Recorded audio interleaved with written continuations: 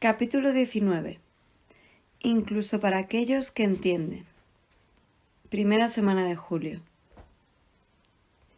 Quiero revisar algo, le dije al capitán en nuestra siguiente clase, sobre el concepto de autoidentidad.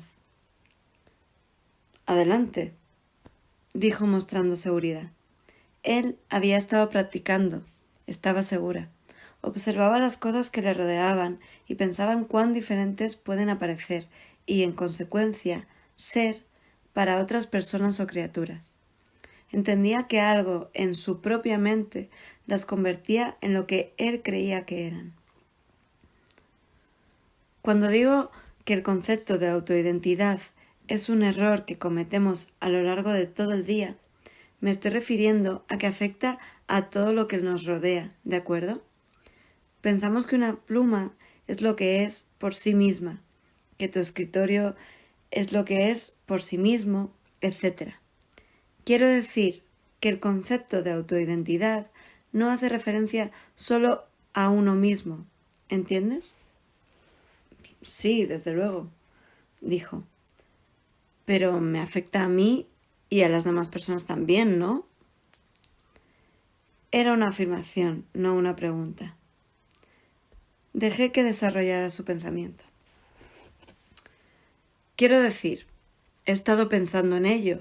Podríamos coger al cabo como ejemplo, y más específicamente su manera de hablar.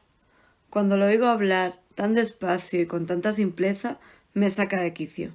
Apenas recuerdo la primera parte de su frase cuando llega a la segunda, pero él está convencido de que tiene que hablar así, paso a paso, y lo hace deliberadamente, hasta que acaba lo que tiene que decir. Me molesta enormemente que sea incapaz de acelerar su ritmo o pensar rápidamente. Pero, ¿sabes?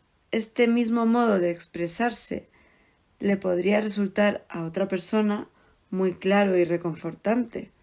Supongo que alguien como su madre lo verá así. Entonces, podemos afirmar que la mente de cada persona es también responsable de ver a los demás, incluso de verse uno mismo tal como nos vemos. Que la gente no existe por sí misma, igual que las cosas no existen por ellas mismas, por sí mismas. Perfecto, respondí. Y te diré algo muy importante, aunque no es el tema que hoy nos ocupa. ¿Recuerdas cuando hablábamos de los canales Sol y Luna? De los canales situados en tu espalda a cada lado del canal principal. Lo recuerdo, dijo. Eran los malos de la historia, llenos de pensamientos negativos, y cuanto más llenos estaban, mayores bloqueos producían. Correcto. Ahora ya sabes algo más sobre ellos. Cuando observas un objeto a tu alrededor y sientes que existe el mismo por sí mismo y que no es tu propia mente que lo hace parecer tal como es, los aires pensamientos del canal Sol se agitan y empiezan a obstruir tu salud y felicidad. Observas a las personas a tu alrededor y sus pensamientos, incluso cuando te observas a ti mismo y a tus propios pensamientos, sientes que ellos son como son por ellos mismos y no porque tu propia mente los esté viendo de ese modo. Se agitan los aires del canal Luna y empiezas a bloquearte. Por un instante parecía como si el capitán se hubiese pegado un gran atracón, pero le di 1 minuto o 2 para que volviera a revisarlo. Tragó un par de veces más la idea antes de empezar a hacer la digestión. Después llegó la pregunta. Pero la mayoría de nosotros, si es correcto eso que dices, de que ya nacemos pensando de este modo, estamos pensando así todo el tiempo, suspiró. Así es, dije. Y esto empieza a bloquearnos durante la gestación. ¿Te has preguntado alguna vez qué es lo que hace envejecer a la gente? Se quedó mirando fijamente mientras caía en la cuenta del alcance de las implicaciones de aquello. Lo dejé allí de momento. Sería una semilla que germinaría como la más maravillosa de las flores. Pero volvamos a lo que nos ocupa, proseguí. Estoy contenta de que señalaras la diferencia entre cómo tú ves al cabo y cómo lo ve su madre. Y solo para que pienses en ello, ¿cuál crees que es la manera correcta de ver al cabo? ¿Cómo lo ves tú o cómo lo ve su madre? ¿Una pluma o un bocado? Pregunté señalando el palito de bambú verde sobre su escritorio.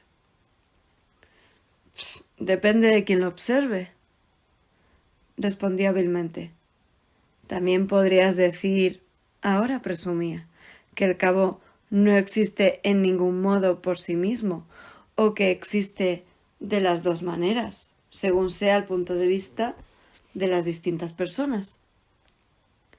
Levanté una ceja con admiración y lo llevé más lejos. Pero cuando llegamos a las cosas que nos importan de verdad, aquellas cosas que nos hieren o nos hacen sentir bien, este sentimiento de que existen como lo hacen, por sí mismas, por su propio lado, toma mucha fuerza y empieza a causar verdaderos problemas. Entonces, la semilla que es malinterpretar el mundo y la idea de la autoidentidad que ya empezó a apoderarse de nuestra mente en el seno materno, se transforman de una manera negativa de pensar diferente, en algo que llamamos aferramiento.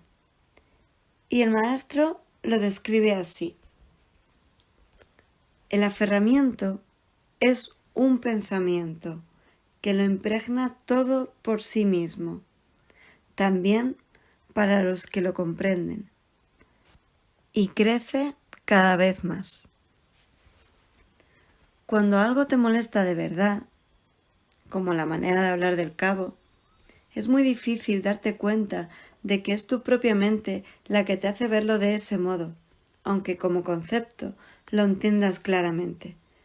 Si te detienes y piensas en ello, si reflexionas, ves que su modo de hablar es como la pluma, porque esperé que él lo terminara. Porque su madre lo ve de otro modo, a ella le encanta. Ello demuestra que el modo de hablar del cabo no es desagradable o agradable desde su propio lado, en sí mismo. Mi mente lo percibe como desagradable. La mente de su madre lo ve como una cosa entrañable, concluyó el capitán. Exacto, pero rápidamente nos olvidamos de todo esto cuando algo nos hace muy felices o muy desgraciados. De inmediato, esta vieja costumbre de malinterpretar surge automáticamente. Sentimos que el cabo es irritante por su propio lado, por sí mismo, y no porque nuestra mente nos lo esté haciendo ver de ese modo. Nos aferramos a ese sentimiento. Y si piensas en ello, es mucho más fácil enfadarte cuando alguien te pisa un dedo del pie que cuando te lo pisas tú mismo. Si puedes tener presente que es tu propia mente la que te hace ver al cabo desagradable, serás capaz de evitar disgustarte y bloquear los canales dañándote a ti mismo, añadió. Correcto, pero incluso la gente que comprende todo esto lo olvida cuando sus sentimientos se empiezan a intensificar, a hacerse más fuertes, y luego me detuve. ¿Más adelante? Preguntó. Más adelante, respondí. Piensa en todo esto durante la semana. Después, seguiremos. Nos pusimos a practicar nuestro dar y tomar y también las posturas, regulares como un reloj.